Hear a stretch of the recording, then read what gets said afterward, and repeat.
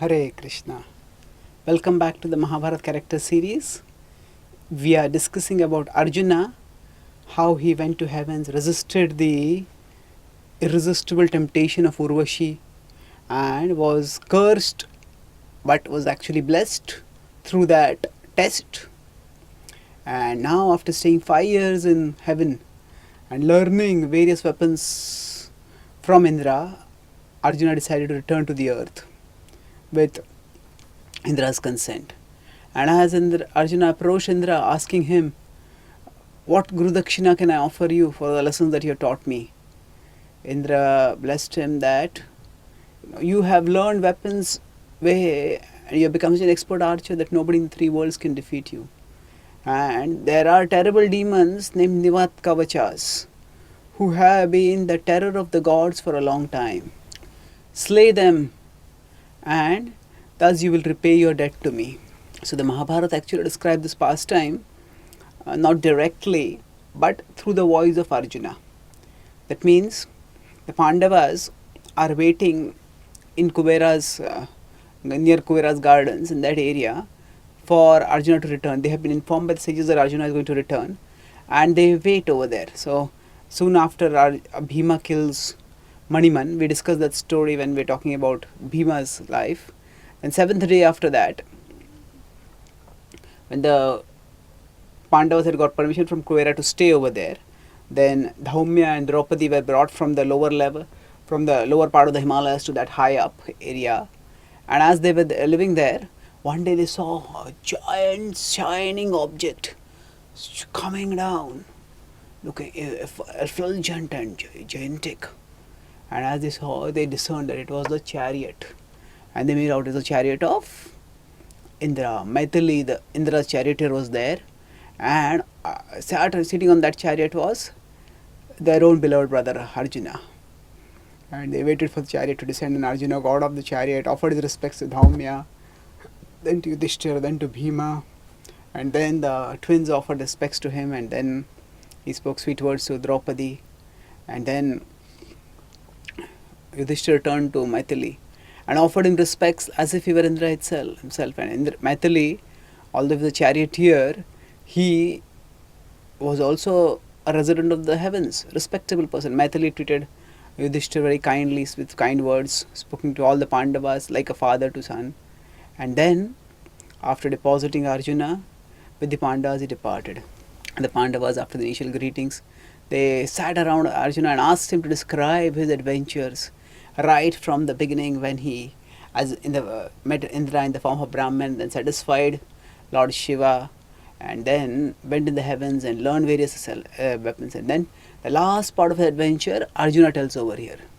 So taking the blessings of Arjuna, being benedicted with the Devadatta conch, and using Indra's chariot, which had 10,000 steeds to it, and with Maithili, the expert charioteer of Indra with him, Arjuna started going towards the kingdom of the Nivatkavachas. And when he came to there, charging, he blew the conch shell. Initially, when they saw the chariot streaking across the sky, charging towards them. They immediately pulled the ramparts and blew up, closed the gates, and prepared for war by readying all the defenses. They thought that Indra must have come to battle with us. And then when Arjuna blew his conch shell, indicating that he was ready for battle, that he was calling them to fight, then they charged out. And hundreds and thousands of these formidable warriors charged out and started shooting arrows one after another, and are so fierce and so intense was their attack that Arjuna started feeling overwhelmed. But maintaining his composure, Arjuna started shooting streams of arrows one after another. He charged the arrows with Brahma mantras, and Nivatkavachas fell back, wounded or dead. They regrouped quickly and attacked again. Seeing them attacking so relentlessly, then Arjuna summoned Indra's weapon, and he shot again with that weapon. And then Nivatkavachas fell back, unconscious, some of them dead. And seeing Arjuna to be a formidable enemy, they regrouped. And then they decided to use mystic weapons. So mystic weapons are the weapons that create illusions. And in a fair fight, a person sees the other person, and both of them, it's a match of strength. But suppose a wrestler wants to say unfairly defeat another wrestler. So what the wrestler may do is just take some mud and throw it into the eyes of the other person. As a person is blinded, then suddenly pound him up, and the other person cannot see anything, and beat him, and overpower him. So throwing mud is one way of blinding. It's a very crude and primitive way. But creating mystical illusions is another way of blinding or misdirecting an opponent. So as Arjuna was fighting, suddenly the Asuras, so they were Dhanavas, there are different kinds of Asuras, there are Dhanavas, Daityas. So the Dhanavas, Nivatkavachas, they regrouped, and then they started using mystical weapons. And as Arjuna suddenly saw that at one moment the whole earth around him whole area around him just flooded with giant flood of water. And it seemed as if his chariot, the waves were coming so rapidly, it appeared as if he would just be blown away, if not drowned right in the waves there itself.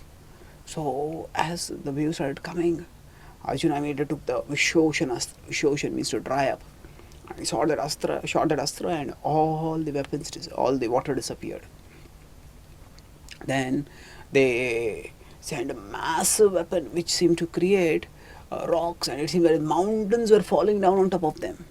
Rocks from all directions. Arjuna immediately used different weapons and countered that illusion. Suddenly he felt a stormy winds coming on, charging towards him, about to not just blow him away, but blow all his weapons away also, and blow his horses and the entire chariot away. Arjuna created a weapon which Parvati, he created a giant mountain, and the wind hit against the mountain, and eventually the wind died away. Then they started sending fires towards him. Arjuna used a weapon which created showers of water and countered all their illusions. And then the Asuras started realizing that Arjuna was an extremely dangerous enemy. So they again regrouped, and suddenly they created darkness all around. And Arjuna could see nothing anywhere. And the illusion was such that it appeared as if at one moment, he appeared as if there was nothing all around, and suddenly through that he started hearing terrifying screams and roars and shouts, and he felt himself being assaulted by enemies. And Maithili said that, "What is this happening? I feel overwhelmed." And Arjuna tried to calm himself down. He said, "Wait, O charioteer, and see. Do not be disturbed. See the prowess of my Gandiva." Arjuna took formidable weapons, and he chose the appropriate weapons, and he just shot the arrows, and suddenly all the darkness disappeared. And the demons were there all around him. They, attacking through darkness, they pierced by the weapons, and they started falling and dying. And then Arjuna, realizing that he had the upper hand, he immediately started shooting arrows. The Dhanavas recognized, saying that Arjuna was about to win. They immediately regrouped and almost disappeared into the city. Seeing that the demons had withdrawn, Arjuna relaxed momentarily. And the demons immediately took advantage of this and charged back. But now they were in invisible forms. In the Rāmāyaṇa at one time, Indrajit, Ravana's son, also attacked the Ram and Lakshman in invisible forms. Now, we remember Arjuna in his training at the start of the war had actually learned how to fight against invisible opponents, because he had shot arrows in the darkness and he knew how to shoot invisible targets. But still they were coming so many and so fiercely that Arjuna felt himself being attacked from all directions, and he could sense that some Nivatkavachas were attacking the horses from below, they were catching the horses' chariots and just dragging him down, and there was just nothing that he could do. And Maithili was bewildered. Arjuna was overwhelmed. But Arjuna started getting confused. What should I do? So Maithili this time told him, "Oh Arjuna, calm down and use the foremost weapon that Indra has given you. And by that all these illusions will be dispelled." And then Arjuna actually called him to mind the mantras, and then discharged the weapon. And the demons just fell back, overwhelmed. That one missile expanded to 100 and 1,000 and 10,000 of thousands and pierced the vitals of the demons. And these demons fell back screeching, and so stupendous was the display. Now this battle had been going on and on and on. I've just described in summary. It just went on and on. And Arjuna finally overpowered the demons, and the demons fell back, dead. Maithili and turned towards Arjuna, looking admiringly. And all the illusions that dispelled, the sky had become clear, and the city had fallen eerily silent. It was open right in front of them. And Maithili told Arjuna that, such valor I have never seen, even among the gods. The way you have fought today, Arjuna, is unparalleled. In this fight, we see that the charioteer and the warrior work in close coordination, and when the charioteer starts getting discouraged or bewildered, the warrior encourages him, and when the warrior starts getting discouraged or confused, the charioteer guides him. So it's a very vital relationship between the charioteer and the warrior, and a good charioteer is indispensable for a warrior to be successful. And we'll see how this charioteer warrior dynamics come up later when Arjuna chooses Krishna as his charioteer and Krishna consents, and on the 17th day of the war, then Karna also requests that I get a good enough charioteer, and he asks for Shalya as his charioteer. So here with Maithili, who was Indra's charioteer and who also acted as Ram's charioteer, Indra's chariot also came in the Rāmāyaṇa towards the end, in the final battle between Ram and Ravana. Initially, Ram would fight from the ground. Sometimes Hanuman would carry him and fight, and sometimes and last battle he fought on Maithili's chariot. So the same Indra's chariot with Maithili as the charioteer. Same happened for Arjuna. And Arjuna defeated these terrible demons. Actually, these demons had been existing for a long time, Nivatkavachas, and they were undefeatable. And yet now they had been defeated. As Indra told, then seeing that all of them had been destroyed, Arjuna decided, let us enter into the city. And when he entered the city, he saw that the demons, women, they were wailing loudly, and they draw back in fear, seeing Arjuna's mountainous chariot charging through. Arjuna, according to Kshatriya principles, did not do anything to the women at all, and he let them grieve, and he went and looked at the majestic city and ensured that the conquest was complete, that there were no hidden enemies lurking who would regroup and attack again. Seeing that his mission in service of Indra had been completed, that the gods had been defeated, the gods' mortal enemy had been defeated thoroughly, irreversibly, Arjuna returned. As he turned back and he was departing back towards the heavens, suddenly he saw on the pathway a huge city. It was floating in the sky, looking like a sun in itself, and there were majestic palaces. And it looked like another suns in the sky, and iridescent jewels and such magnificent opulence was there all around. Arjuna turned and asked Maithili, what is this? He said, I have never seen this before any time. So actually, he told him that this city is known as Hiranyapur, and these are actually the Kalakanyas. Kalakanyas are another race of formidable Daityas. So the earlier demons, the Nivatkavachas, were the Dhanavas, and these are Daityas. They are different classes of demons, and they are all inimical to the gods. So now here we see Arjuna doing some extra service for Indra. Just like Hanumanji, when he was sent to Lanka, his primary mission was to find out the location of Sita and convey a message and get a message. So Hanuman did that service, but along with that he decided to do something extra, and he decided to do reconnaissance of Lanka, give a warning to Ravana, and give Ravana a taste of the power of Ram's forces by burning almost half of his city. This is the extra service which Hanuman did. Similarly, Arjuna also decided to do some extra service, and he said that And any enemy of the gods is also my enemy. Oh, Maithili, please take my chariot into the city of the Kalakanyas. And as they went toward the city, and Arjuna blew his conch, and the Kalakanyas saw this person coming, and they started charging out. And again there was a fierce fight. Arjuna fought and fought and fought, and again Arjuna overpowered the demons in archery. And again this time, again the demons started using mystical weapons. And Arjuna again countered all the mystical weapons. And now these demons, not only were they fighting in the chariots, but they were in their city. And the city itself was movable. And as they started using mystical illusions, the city itself would disappear. Sometimes it would appear high up in the sky, sometimes it would appear on the ground right next to Arjuna, sometimes it would just disappear completely. Sometimes multiple cities would be visible. But Arjuna was completely fearless, and he kept fighting. And eventually, by the sheer power of his arrows, the city started breaking apart. And it eventually ripped apart, fell away, exploded away.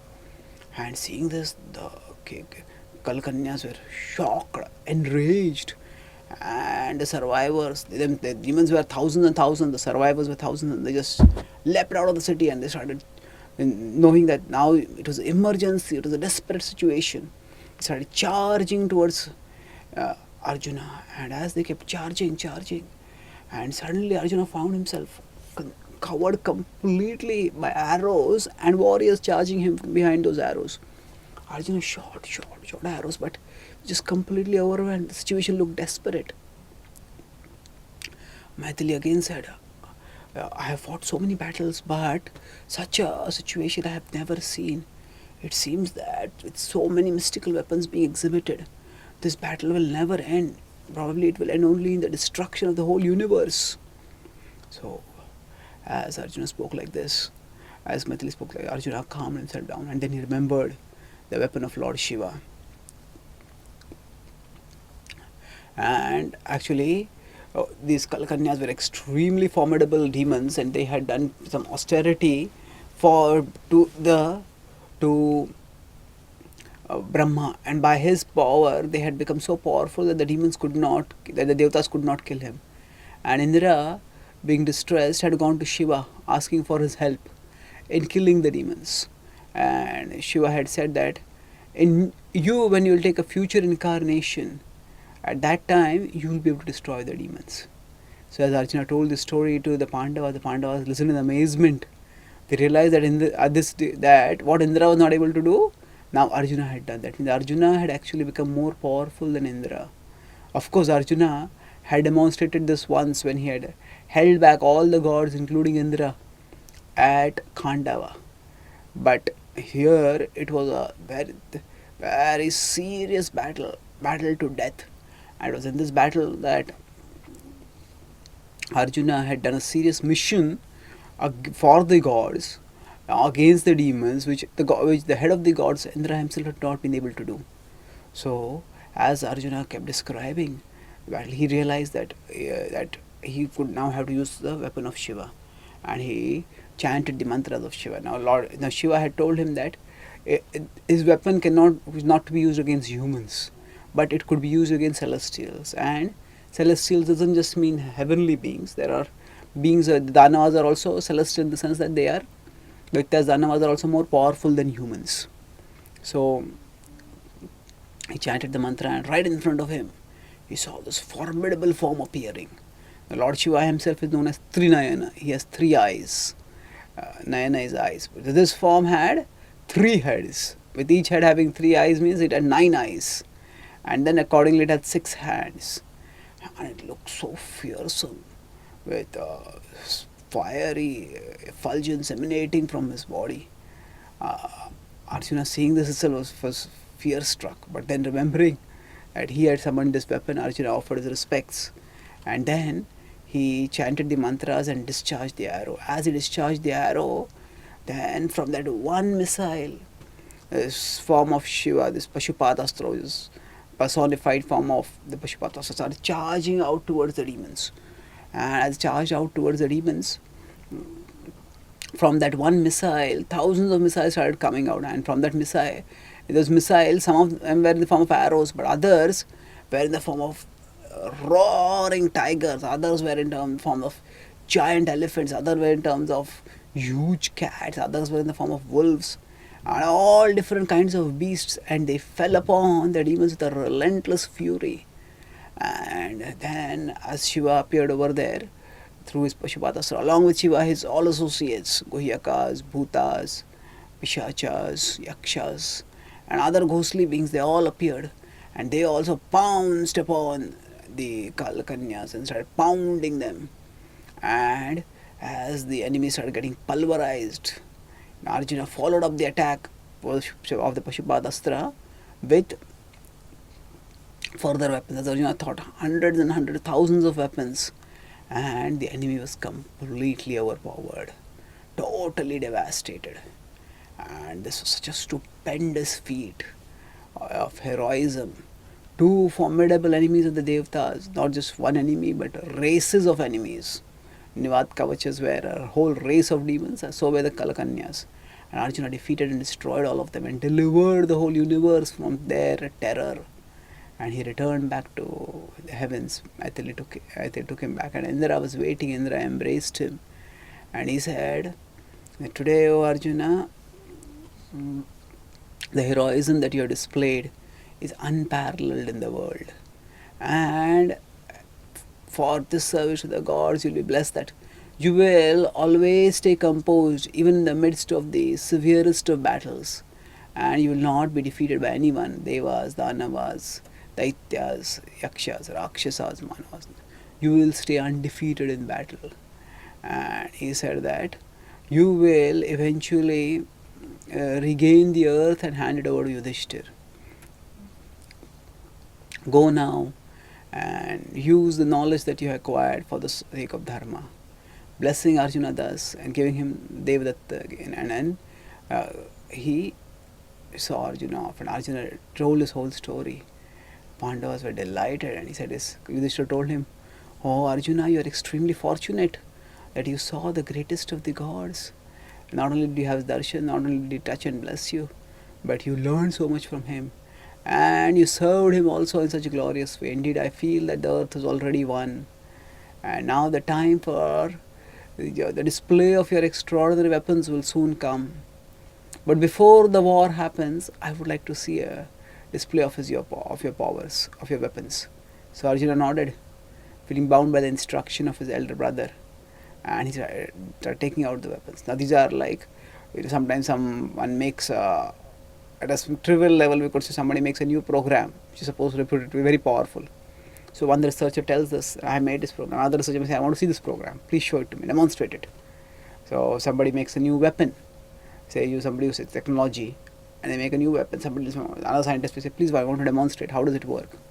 So similarly, Yudhishthir, he was Dharmaraj. He was concerned how he would be able to bring a Raj of Dharma on the earth, and therefore he wanted to make sure that the powers that Arjuna had got were enough for that task.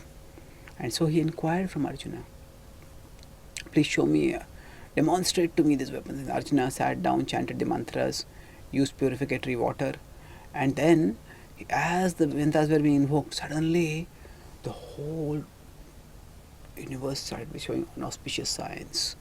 The earth seemed to tremble, the mountains seemed about to split apart, the wind stopped blowing, the sun was covered, and all creatures seemed to be terrified.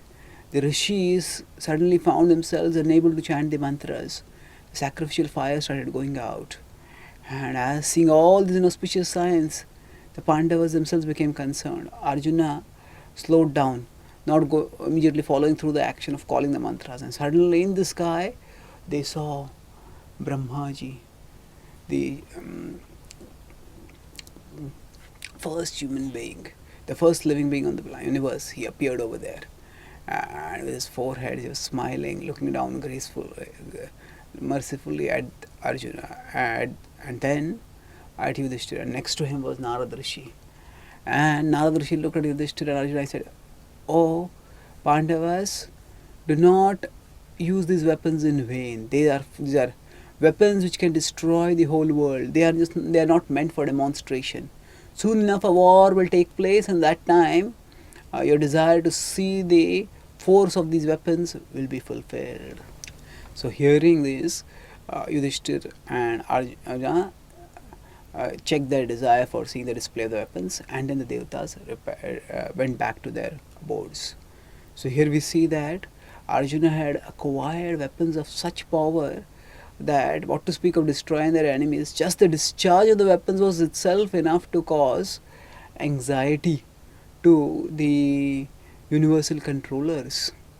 So equipped with these weapons, Arjuna felt confident that they would be victorious in regaining their kingdom if a war was required for gaining that kingdom.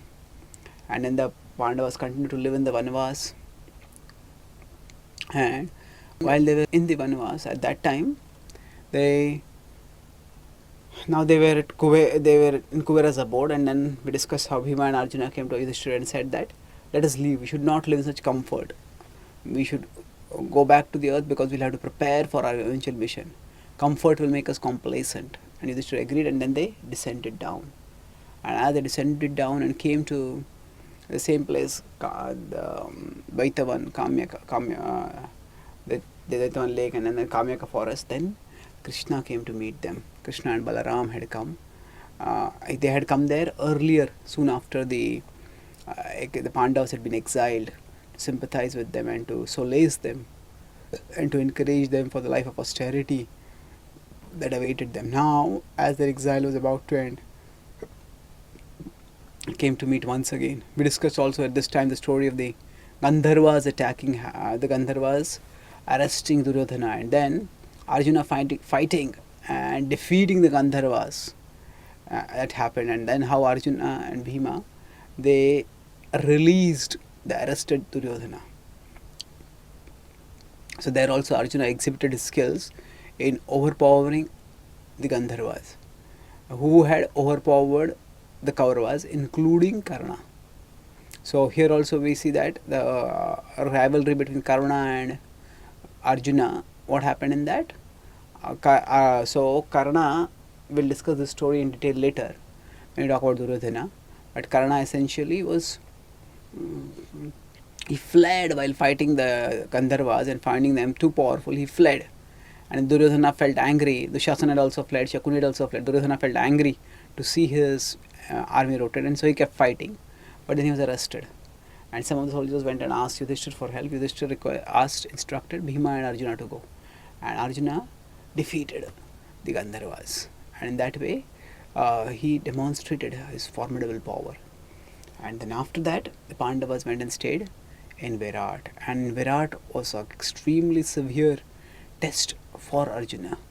He who was the epitome of Kshatriya virility, he was such a glorious example of manliness. That person, Arjuna, had to undergo the ignominy of becoming a eunuch.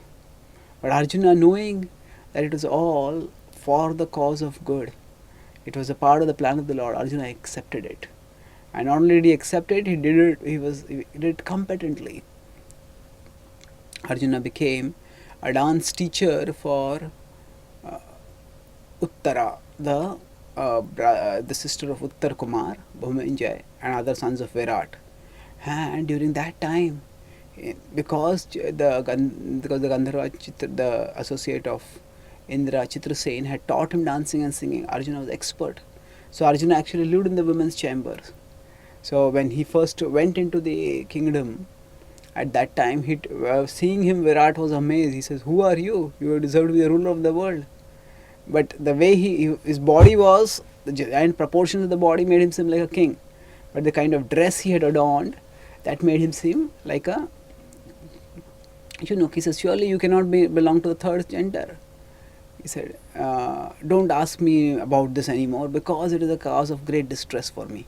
But I seek employment from you, and I wish that I am learned in dancing and singing, and I can train your daughter in this." So the king said, "First, if what you are saying is true, certainly you will be employed accordingly. But I don't feel you deserve to teach dancing and singing. You deserve to be a ruler of the earth. And then still, that is your desire. Then he asked the the women of the palace to have him tested, and when they found that he was actually a neuter, then he was actually a eunuch, then they arranged for him to go in the private chambers of the women. Normally no man was allowed to go over there. Arjuna not only went over there, he stayed over there. And when he stayed over there, was Arjuna constantly burning with resentment? What a humiliation for me to have to stay with women. No, he saw that this is what I have to do. He accepted it. And he became like a father figure for Uttara. He not only trained her expertly in dancing and singing, but he also became a mentor, guiding her. She confided in him, and he encouraged her, guided her in various issues. And in this way he performed that service, which was very, very challenging, humiliating, mortifying. Arjuna did it gracefully. And thereafter Arjuna returned back. Thereafter Arjuna lived on, and then came the moment of Arjuna's greatest glory. Of course, there are many, many great glories for Arjuna, but one of the greatest glories was his fight in Virat. So we know the Kauravas had planned that they will attack from two sides. Susharman will attack from one side, and the whole Virat army will go there, and then the whole Kuru army will attack from the other side. That's what exactly was done. And we discussed how when Susharman had attacked, Virat went with the 4 Pandavas.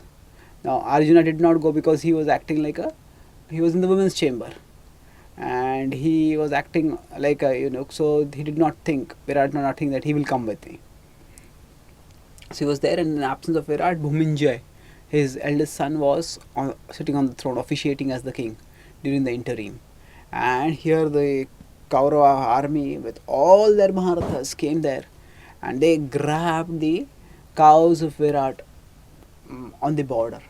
Immediately messenger came in and asked Bhuminjay, "Oh, you are a great hero, and today you have the capacity, we depend on you, and you please show the heroism like Arjuna had shown at Pandava, and defeat the Kaurava army and protect the honor of your kingdom and the wealth of the kingdom." So Bhuminjay himself, hearing himself being compared to Arjuna and being glorified in the presence of many men and women in the assembly, he spoke, "Yes, I have such prowess that when I attack the Kauravas, they'll be overwhelmed. They will think, seeing my skill and prowess, that actually it is, they will wonder if it is Arjuna only who has come in there. It's hurtling through their forces and destroying them. I would immediately go, but I need a charioteer. My charioteer was killed in a recent conflict and has not been replaced till now. So I will need a competent charioteer for this great fight." So at that time, but as soon as I get a chariot, I'll go and defeat these Kauravas. As Bhuminjay spoke like this, the words of his proud words circulated through the palace, and they reached Brihanalla. And Brihanalla was in the women's chamber. There Shairendri, Draupadi was also there, and he told Shairendri that, go and tell Bhuminjay that that Brihanalla has served as a charioteer for Arjuna. And Shairendri understood. She had already felt a little bit annoyed, angered at Bhuminjay comparing himself with Arjuna. She knew that he was a hero in his own right, but he was by no match anywhere close to Arjuna. So she went there and she told him, "Oh, you need a charioteer? Brihanalla was a charioteer of Arjuna. In fact, in the great Khanda fire, when the fight was there, it was he who acted as a charioteer for Arjuna. So call him, and if with him as the charioteer, you will surely attain victory." Now Draupadi knew how victory would be attained, but she was just entertaining him over here. And then he said, "Oh, Brihanalla." He says, how can I ask him?" So now Shairendri said, "Don't worry, you tell your sister Uttara, she will go and ask." And Uttara went and told, and then Arjuna agreed. And now Arjuna, just to make fun of things more and more, he came to the palace and he said, he was having a long hair, and he just started twirling his hair around. He said, "Oh king, why, oh prince, why have you called me? If you wanted to learn about dancing or singing, you could have called me. What do I know about fighting, and what do I know about driving a chariot in a fight? You called the wrong person." So he looked at him and he saw how formidably built he was, and he said that if Sharandri has told that you are a great charioteer, then I will accept it. And now Arjuna actually he was building a drama where he would first act as if he was utterly incompetent, and then he would completely do a role reversal and show how super competent he was. So not just super competent, supremely competent he was in fighting. So he came and gave this, asked for armor to be brought for Brihanalla, and just to make increase the fun, Arjuna simply looked at the armor, not knowing how is this to be worn. He moved it up and down, and finally he dropped it completely. And then the charioteer started laughing. The people started laughing in the court. But Brihanalla, Bhuminjay came along, and then he himself put the armor on Brihanalla. And then he said, "Let us go now." And as they were going, some of the palace ladies said that, "Oh Brihanalla, when the prince defeats the kings of the Kurus, you bring some of the parts of their headdresses and other parts of the clothes so that we can decorate our dolls as signs of the victory." So Brihanalla looked at them, smiled, he said, "Yeah, surely I'll get them." And he departed. And the next incidents demonstrate Arjuna's glory in an extraordinary way, and we'll discuss that in our next session.